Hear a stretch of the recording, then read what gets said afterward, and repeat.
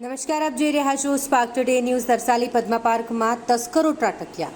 પદમ પાર્કમાં રહેતા દંપતી ટેરેસ પર સૂવા ગયા હતા ત્યારે મોડી રાત્રે તસ્કરોએ દરવાજાનો નકુચો તોડી ઘરમાંથી સોનું, ચાંદી, રોકડ રકમ સહિતની ચોરી કરી અને તેઓ ફરાર બન્યા.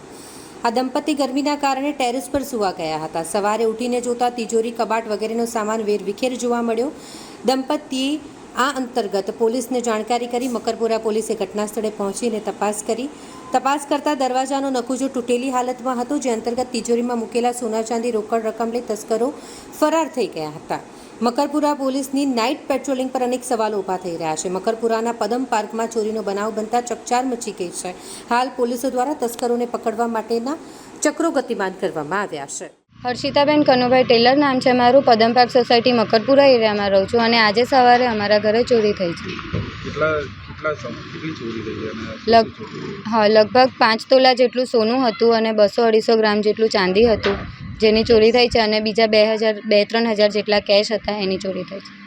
ચોરી કેટલા ચોરી રાત્રે થઈ? તમે લોકો ક્યાં હતા? ઘરમાં કોઈ નહોતું? હા, એટલે માસી લોકો હતા, એ ટેરેસ પર સૂવા જાય છે એટલે ઉપર સૂતા હતા. હું મારા સાસરીમાં હતી એટલે હું ત્યાં હતી. સવારે મને ફોન આવ્યો.